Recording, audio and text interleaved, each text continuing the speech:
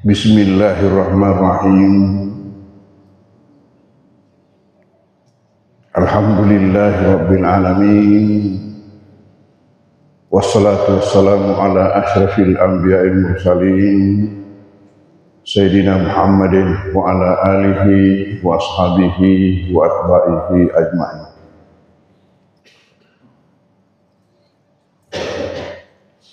Alhamdulillah bahwa setelah kita libur pengajian kita, maksud saya dalam bulan suci, bulan mulia, bulan agung, bulan yang penuh berkah, bulan Ramadan, maka kembali kita buka lagi pengajian kita ini seperti biasa. Yang sebenarnya semestinya pada Sabtu yang lalu, tetapi karena kebetulan pada Sabtu yang lalu kita kedatangan tamu dari Kairo.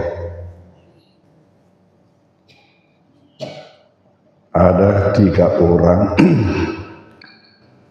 pejabat tinggi daripada Al-Azhar Kairo Mesir yang berkunjung ke pesantren kita.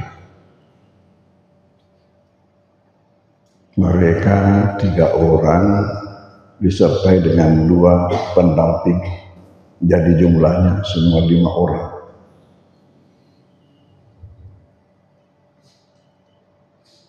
Mereka tiba pada malam Jumat.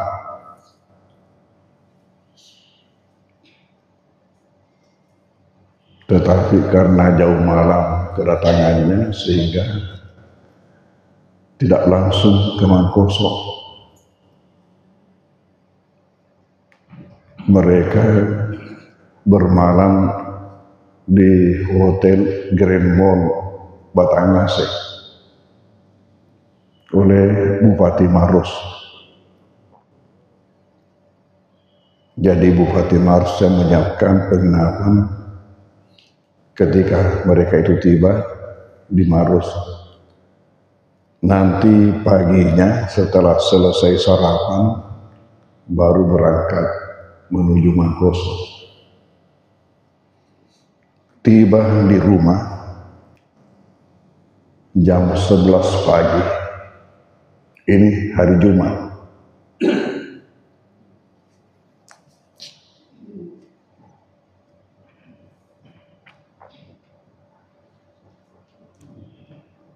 Mereka disambut oleh santri-santri dari jalanan sampai ke rumah.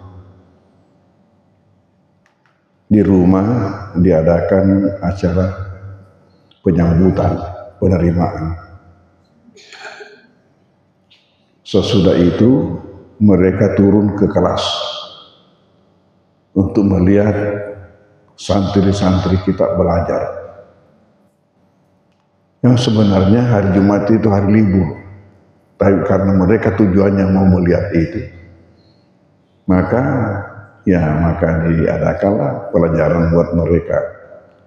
Dibukakan 3 kelas untuk putra dan 3 kelas untuk putri yang mereka tinjau, dan mereka ikut bertanya-tanya kepada santri, tentunya ini dengan bahasa Arab.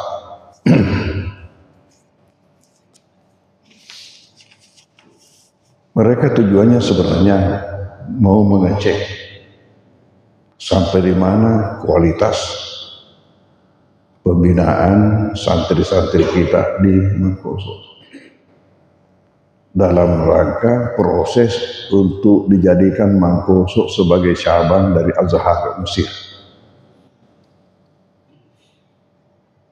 Sekarang ini banyak di Indonesia yang bernama Azhar tetapi tidak ada hubungannya dengan Azhar Mesir, hanya mencampur namanya.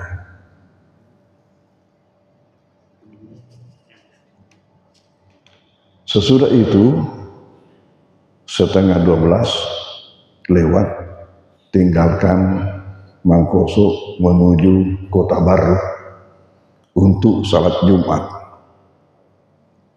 Ke salat Jumat, selesai salat Jumat, dibawalah ke rumah jabatan Bupati. Di sanalah bersama dengan rombongan, rombongan banyak. Mereka betul 5 orang, tapi banyak pembina-pembina dari pesantren mengikuti mereka ke Baru. Dijamu makan siang di Baru. Dan setelah selesai kembali ke Mangkoso, langsung naik ke kampus 2, kampus Putra, Tondronge. Di sana dijemput oleh santri-santri dengan berbaris dari ujung utara ke ujung selatan. Di mana di ujung selatan, di situ ada bangunan wisma. Disitulah mereka istirahat. Malamnya turun ke Mangkoso untuk acara di kampus 1. Di sini juga beliau mengecek dengan bertanya langsung kepada santri-santri berbagai hal pelajaran mereka. Lalu kembali ke kampus 2 untuk istirahat. Subuh pagi Sabtu. Nah, ini jadwal kita di sini. Pagi Sabtu mereka menuju kampus 3. Kampus Putri yang berlokasi di satu tempat namanya Buluk Lampang. Di sebelah barat Mangkoso, di atas penjual jagung, di atas jembatan itu kalau kita ke Parepare, ada gunung, bukit, di situ namanya Buluk Lampang. Itu luasnya di situ yang kita terima dari pemerintah 24 hektar. Itu dulu pemberian dari Bapak Andi Pamanruka Mapanyompa, ya Bupati waktu itu di Baru. Kalau yang kampus 2 pemberian ya Andi Mansur Sultan yang dari Bulukumba itu. Itu seluas 17,7 hektar. Kampus Putri ini 24 hektar. Disitulah acara pagi hari Sabtu yang lalu. Dari jam 8 sampai jam 10. Selesai acara, jam setengah 11 tinggalkan kampus ini langsung menuju bandara. Langsung menuju bandara. Tiba di bandara sekitar jam 12, ya mereka sempat makan siang ya di bandara, baru kembali ke Jakarta dan seterusnya pulang ke Kairo.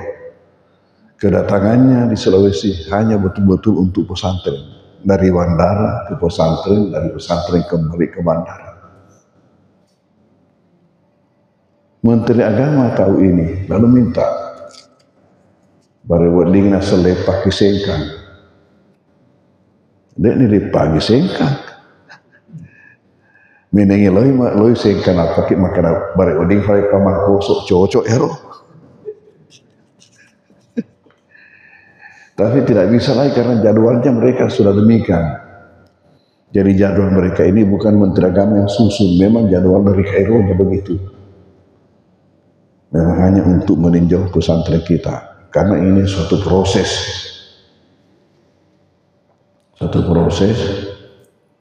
Sementara sekarang ini yang namanya pendidikan kader ulama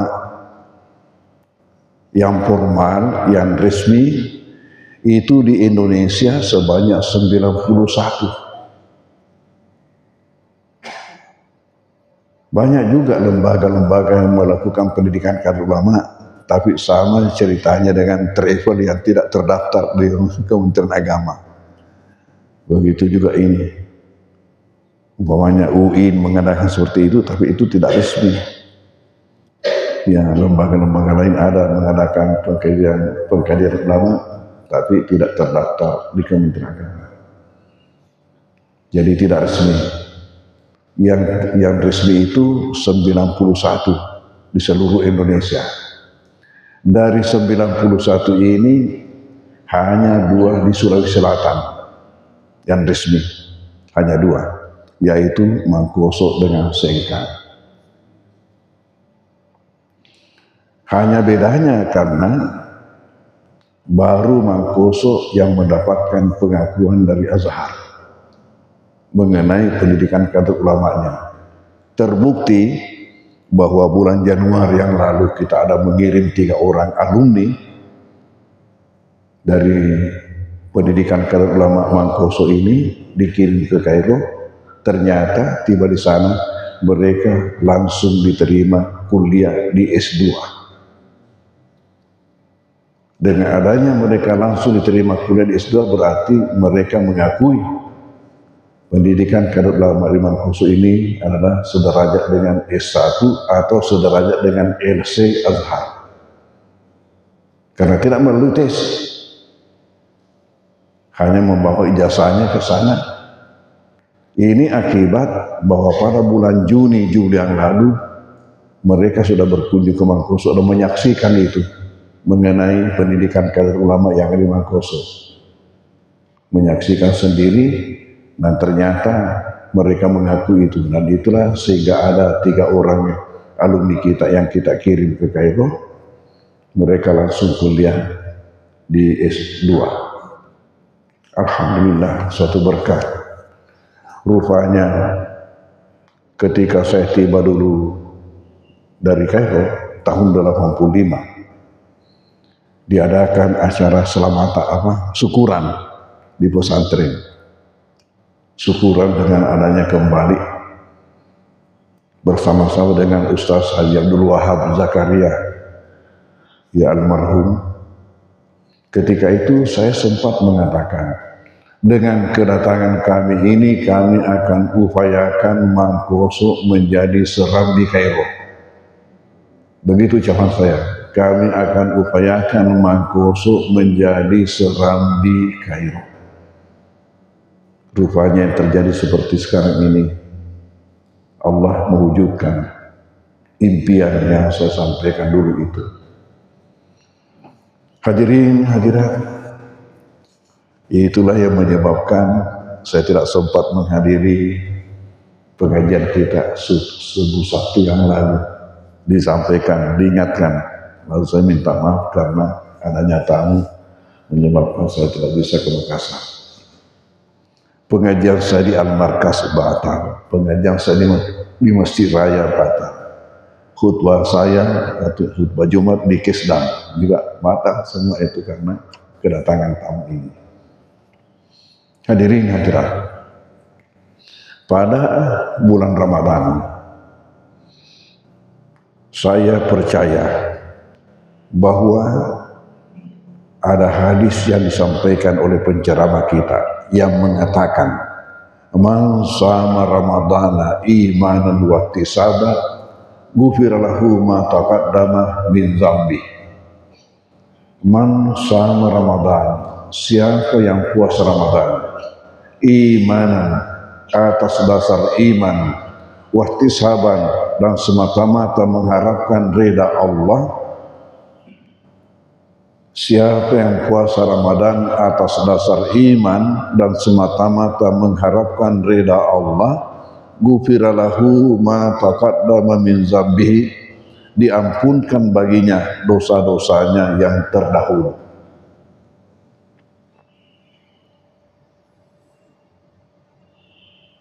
Saya kira kita semua seperti itu.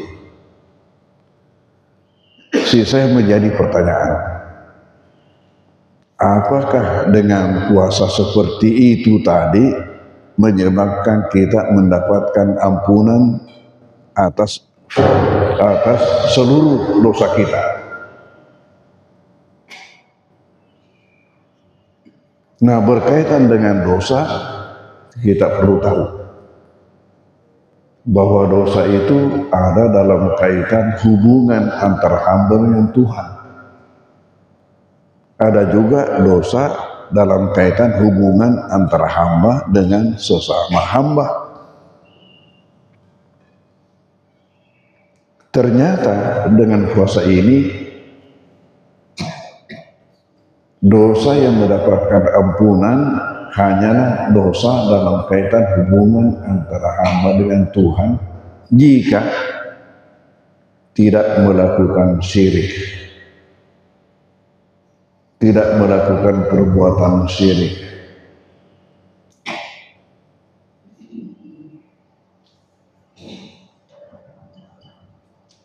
Tapi apabila ia melakukan perbuatan syirik, maka puasa ini tidak akan mampu menyebabkan mendapatkan ampunan.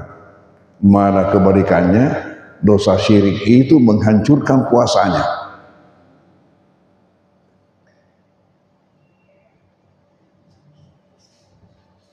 Mungkin syirik dalam bentuk penyembahan yang langsung mungkin kita tidak lakukan lagi, tetapi tanpa disadari kadang-kadang masih ada di antara masyarakat kita yang membawa sesajen ke satu tempat tertentu, apakah di bawah pohon kayu, di kuburan, di mata air, pada batu besar, atau sesuatu yang dianggap keramat. Nah, ini syirik.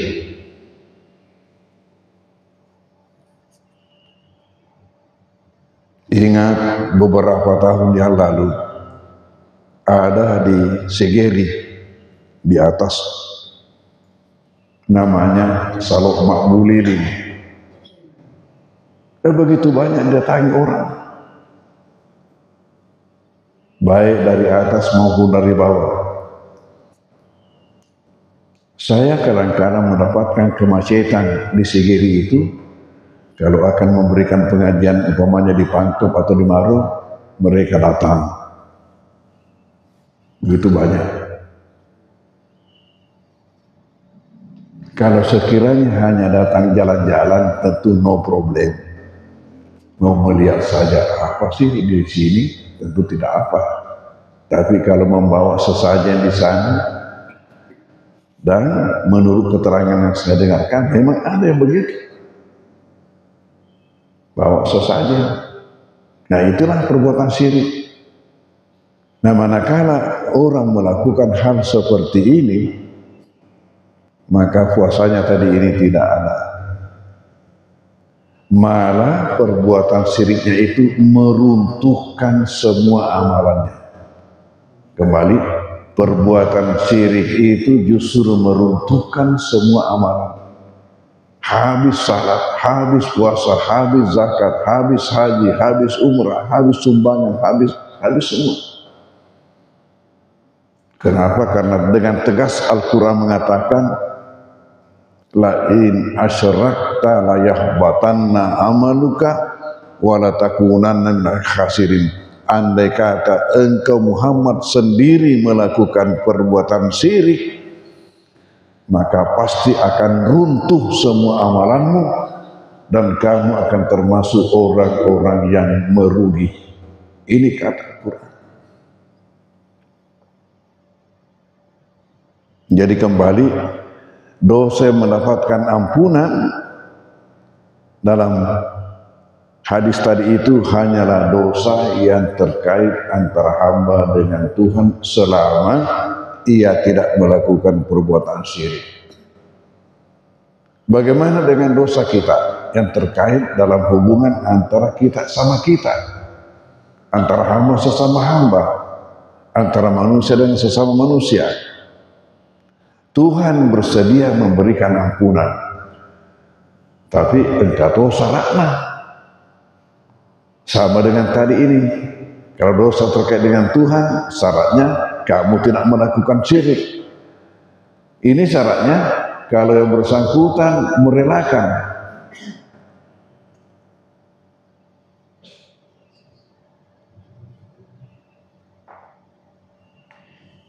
Kenapa Tuhan kasih seperti itu? Tidak mewajibkan. Andai kata yang berdosa itu datang minta maaf, wajib memberi maaf. Tidak. Diserahkan kepadanya, hak bukan kewajiban. Kenapa? Andai kata Tuhan mewajibkan memberi maaf, yang penting yang bersangkutan datang minta maaf, maka akan tersebarlah perbuatan zalim itu, tersebar. Karena sini na pulang doe malam ini kesempatan. Nah, karena mah gampang, yang penting lo kok melok dampeng, wajib itu nak dampeng kok. Coba saja saya kasih contoh. Kita punya motor, kita juga punya mobil. Satu saat motor kita hilang, dicuri orang. Lalu pencurinya tahu bahwa ternyata kalau pergi minta maaf, wajib dia memberikan maaf. Datanglah dia, tafaranya nggak dampeng, ia tuh mare motor rota. Parewo kalau kau yang dampeng, pura pun balu. Saya sudah habis jual. Kalau sekiranya wajib diberikan maaf, apa yang terjadi? Besok mobil lagi yang dicuri.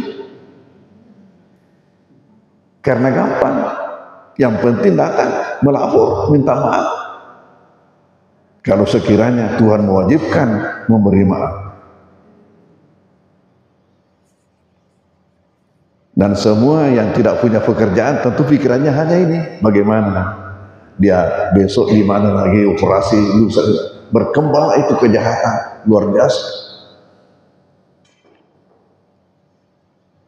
Dan karena itu maka kita hati-hatilah melakukan perbuatan yang merugikan saudara kita. Dalam Islam bukan saja itu yang perlu kita lakukan, tapi kita harus berpikir bagaimana kita berbuat kebaikan sebanyak mungkin kepada sesama. Di dalam Al-Quran begitu banyak ayat yang menyebutkan bagaimana keutamaannya orang-orang yang melakukan kebaikan. Jadi dalam Islam bukan hanya saja kita diminta untuk berbaik-baik hubungan, tetapi lebih dari itu, saling memberi manfaat. Ajak tamagigi pugauk dece. Ajak tamagigi, jangan pernah bosan melakukan kebaikan. Karena itu hakikatnya terpulang kepada kita sendiri pelakunya. Allah mengatakan dalam Al-Quran, man amila salihan fali nafsihi wa man asa'a fa'alaiha. Siapa melakukan kebaikan, maka kebaikan itu adalah buat dirinya juga. Wa man asa'a, dan siapa melakukan keburukan fa'alaiha, maka keburukan itu adalah buat dirinya pula. Wa ma rabbuka bidzallamin abid, dan Tuhan sama sekali tidaklah berbuat zalim terhadap hamba-hambanya.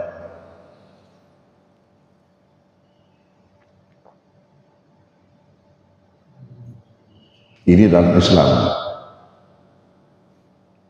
Tania bawang ipada sehingga susul pungeta nayahya pekubi nau dingin bapede sehingga kalau daripada terpatah. Oleh karena itu maka yang perlu kita lakukan ialah pertama, bagaimana kita berbuat baik. Dan andai kata kita tidak mampu untuk melakukan kebaikan, maka kewajiban yang kedua ialah cegahlah diri kita daripada melakukan sesuatu perbuatan yang merugikan saudara kita. Andai kata kita tidak bisa melakukan kebaikan, maka cegahlah diri kita daripada melakukan sesuatu perbuatan yang merugikan saudara kita. Ingat, ujung-ujungnya kembali kepada kita. Kalau bukan di dunia, pasti di akhir.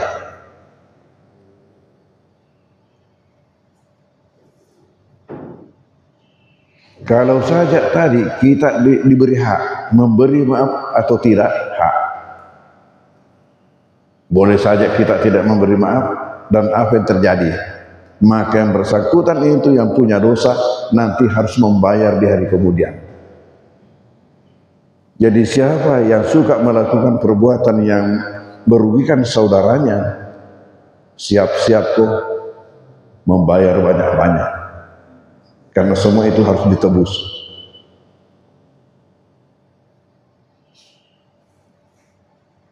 Dan kapan pembayarannya sedikit, dosanya banyak, nanti jadi bangkrut, kehabisan pembayaran, terpaksa dilemparkan masuk neraka.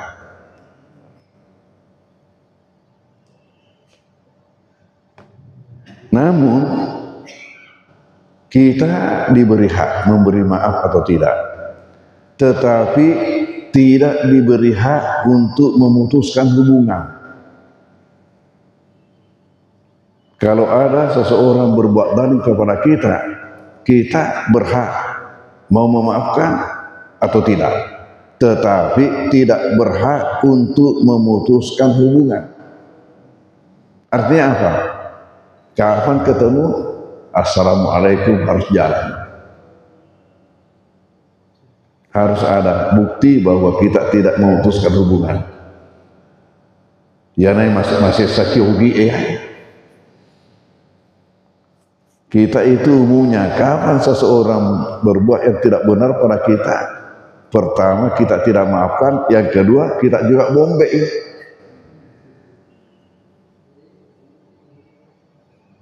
Ini yang tidak boleh.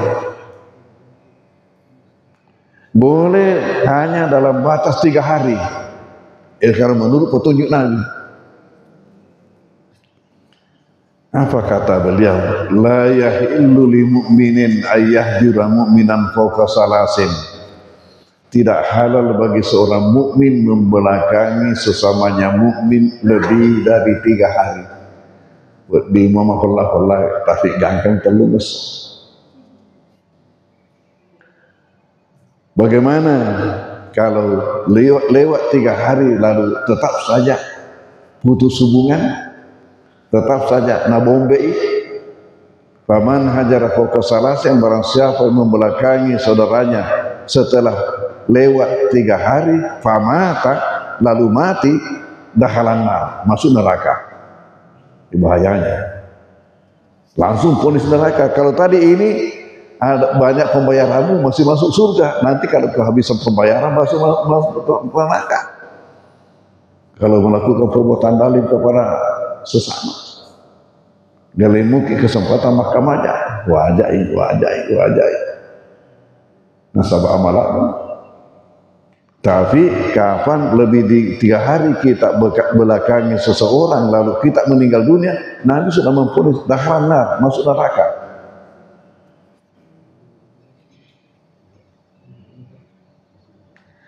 Lalu pertanyaan, kenapa sih masuk neraka? Umpamanya dia itu bangun masjid, ya umrah tiap tahun, haji mana tiap tahun, sumbangannya di mana-mana tersebar, suka membantu orang, tetapi hanya ada orang yang dibombe.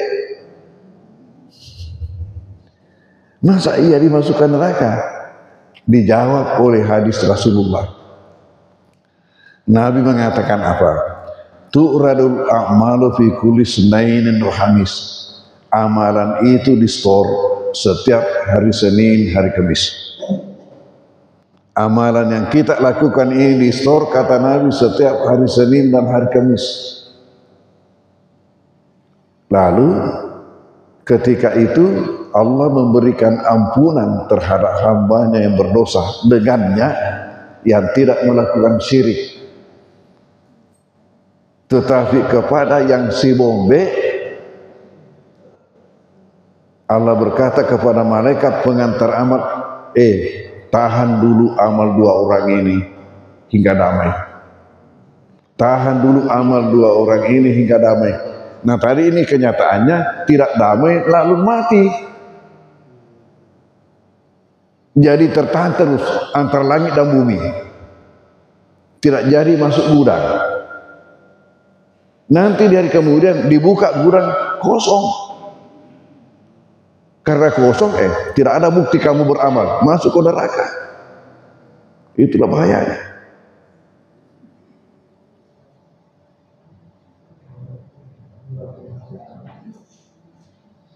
Jadi kapan kita membomba seseorang itu, hati-hati, mati amaki, nadek nadamai, pakam aja ranaka itu.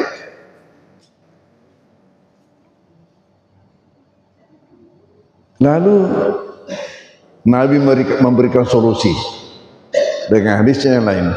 La yahillu li muslimin ayahjura akhahu fawqa salasin. Tidak halal bagi seorang muslim membelakangi saudaranya lebih dari 3 hari. Faman hajara fawqa salasin, barang siapa yang membelakangi lebih dari 3 hari, maka falyalkahu falusan malih, hendaklah mengupayakan untuk damai. Kapan sudah masuk hari keempat dan seterusnya, upayakan untuk damai. Tentu dalam hal ini sebaiknya kalau ada perantara, ada mediator melakukan mediasi, ya, karena kalau langsung saja jangan sampai lagi curiga macam-macam. Ajak memang aku pacu ikawali, ngelok damai. Kalau pakai mediator, ya menyampaikan ini berita dari Nabi. Ternyata ini sangat berat kalau kita ini ada hubungan yang kurang baik. Bagaimana beratnya? Beratnya ini karena amalan kita tidak di-stop. Lalu dalam keadaan seperti itu lalu mati, kata Nabi, masuk ke neraka. Bahayanya. Nanti dia mengatakan, di majik ya alih Nabi itu, berarti sudah ada peluang itu untuk berbaik.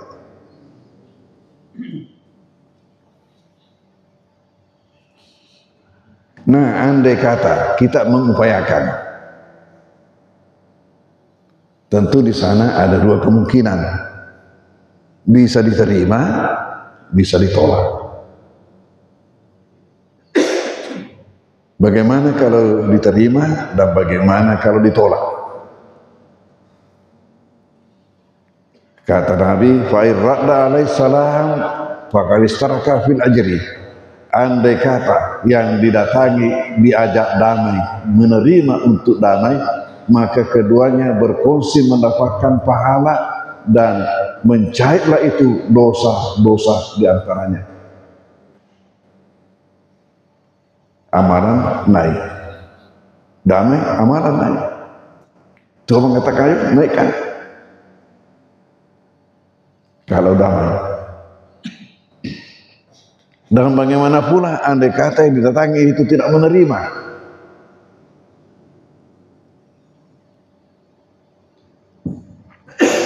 Nabi mengatakan, fa'illam yaruddu alaihi, andai kata yang datangi itu tidak menerima untuk damai, faqad ba'a bil ismi, maka dosa hanya ditimpakan kepadanya. Wa kharjal musallim minal hijrah, dan bebaslah tadi ini orang yang berusaha untuk damai daripada dosa itu. Amalannya sudah di-stop, sisa ini yang ditahan. Iku mani.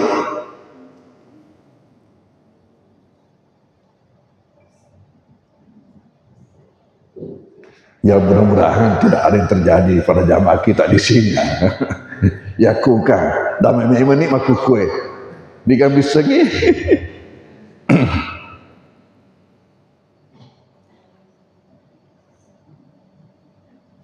Siapa yang ingin melakukan amal yang sia-sia, tentu tidak ada. Tidak ada orang yang mau beramal sia-sia.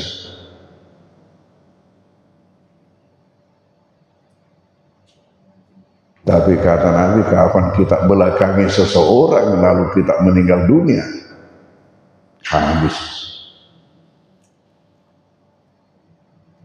Karena amalan tidak di-stop.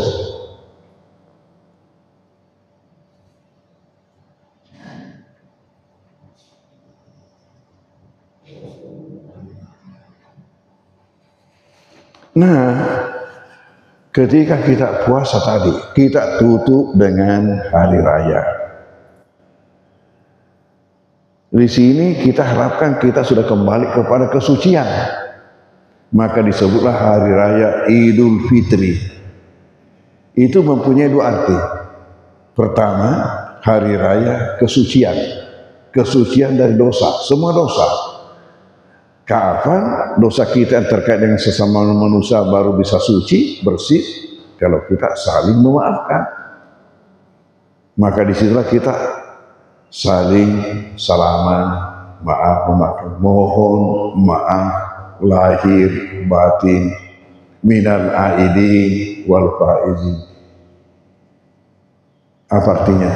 Minal aidin, semoga kita semua kembali kepada kesucian. Itu aidin, kembali kepada kesucian. Dengan adanya kita puasa dan adanya kita memaafkan. Wal faizin, dan semoga kita termasuk orang-orang yang mendapatkan kemenangan dengan terbebas dari api neraka dan masuk surga. Ya betul.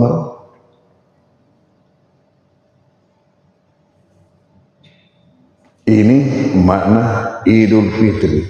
Makna yang kedua Idul Fitri ialah hari raya makan. Karena tidak boleh lagi puasa.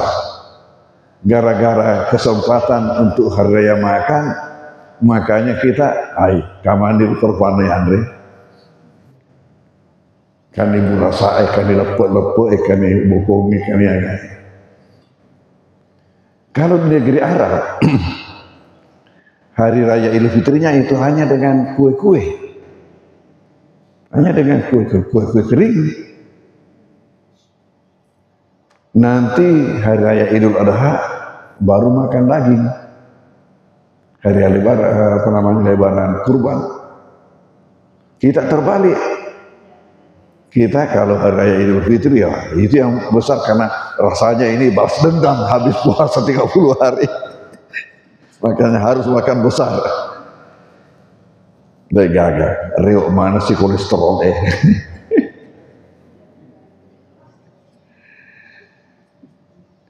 Kalau di negeri Arab itu hanya kue-kue. Terkecuali kita masyarakat Indonesia, saya pengalaman di sana kan. Kalau hari raya kita itu, ya maka kita mahasiswa yang bergerombol-gerombol, berbondong-bondong itu pergi menziarahi rumah-rumah diplomat, rumah-rumah pegawai kedutaan. Yang mulai sendiri di kedutaan kita pesta.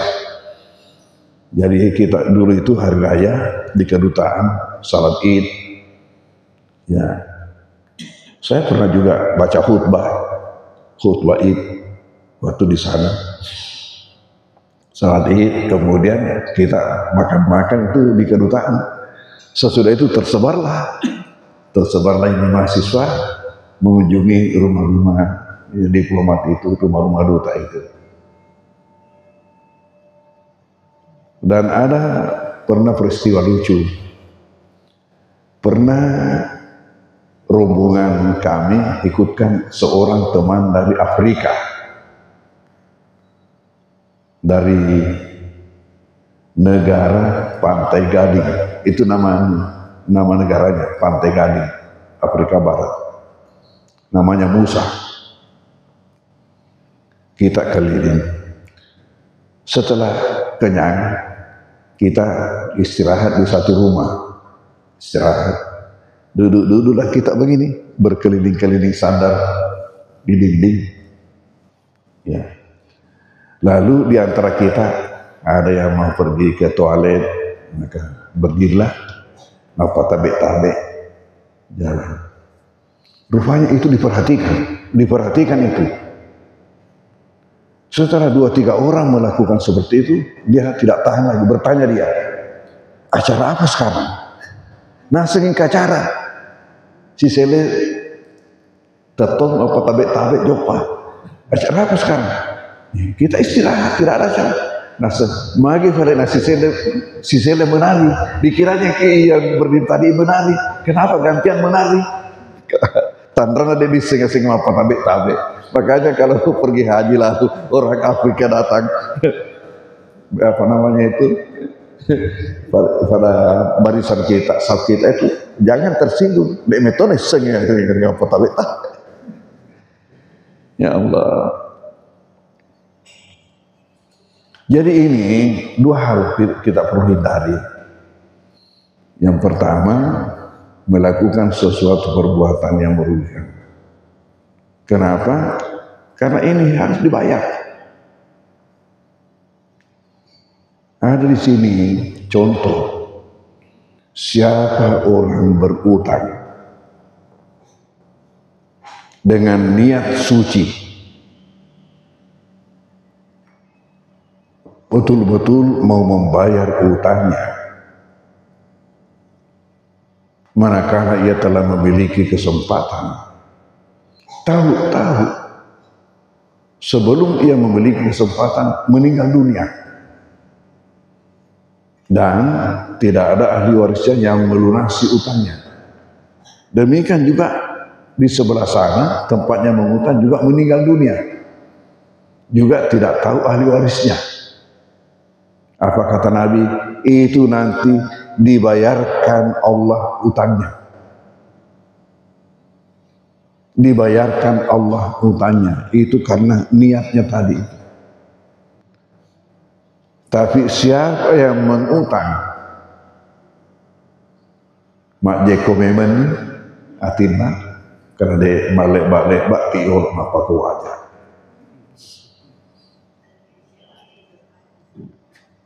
Dan betul dia tidak bayar sampai meninggal. Tidak ada juga ahli warisnya yang membayarkan. Apa yang terjadi? Nanti dihadapkan di depan Tuhan.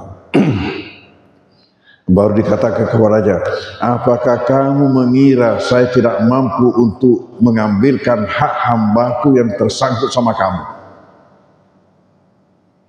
Apakah kamu mengira saya tidak sanggup untuk mengambilkan hak hambaku yang tersangkut kepadamu?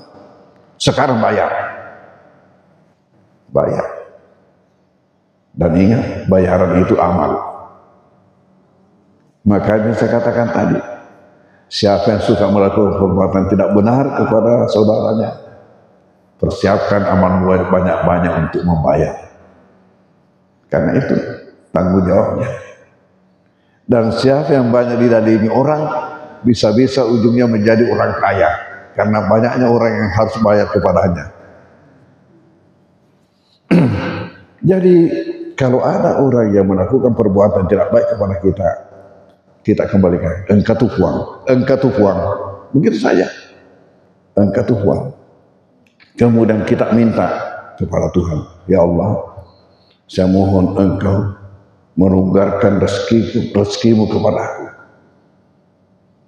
Kenapa? Karena Tuhan dalam salah satu hadis qudsi ada berkata, andai kata seluruh manusia penduduk bumi memohon kepadaku, meminta kepadaku, dan semuanya saya berikan permintaannya, tahu, itu tidak akan mengurangi kekayaan saya.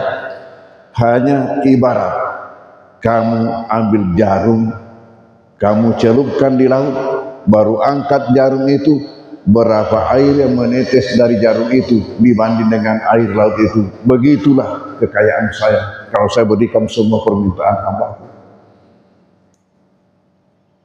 Jadi kalau ada yang berbuat dalil kepada kita, tapariwi, engkau tuh uang, kita minta, lupakan saja itu. Tahu, saya tiba di sini tahun 85. Ada orang yang mengutang pada saya 500.000. Harga dolar waktu itu 2.500. Jadi berapa dolar itu? Ini 500.000. Alhamdulillah belum lunas sampai sekarang.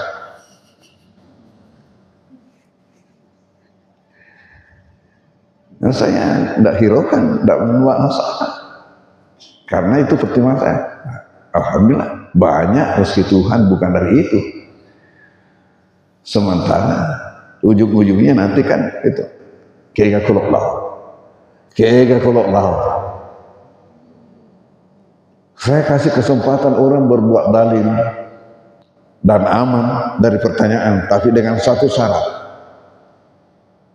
agar nareko mulai ni pasadia tanah makuk buruki isali wana tanah nafonga Allah Ta'ala amaku. Kalau kamu sudah bisa menyiapkan tanah tempat berkubur selain daripada tanah Allah, kamu aman daripada pertanyaan. Mampukah? Tetapi selama kamu dikuburkan di tanah Allah, yakin engkau itu paku tanah tajaku, tidak bisa lepas dari tanggung jawab. Jadi aman-aman saja. Hadirin hadirat, mari kita menjaga hubungan kita, bukan hanya sekedar berbaik-baik, tapi lebih daripada itu, bagaimana kita berupaya untuk selalu tidak jemu-jemunya dan tidak bosan-bosannya untuk berbuat baik kepada siapa saja, karena itu semua kembali kepada kita juga. Inilah bahasan kita subuh hari ini, mudah-mudahan berkah buat kita semua. Wabillahi taufiq wa hidayah. Bismillahirrahmanirrahim. Alhamdulillah, wassallallahu ala sayyidina Muhammadin wa alihi wasallam. Allahumma anfa'na bima 'allamtana wa 'allimna ma yanfa'una warzuqna ilman yanfa'una wa sallallahu ala sayyidina Muhammadin wa alihi wasallam. Walhamdulillahi rabbil alamin. Wassalamualaikum warahmatullahi wabarakatuh.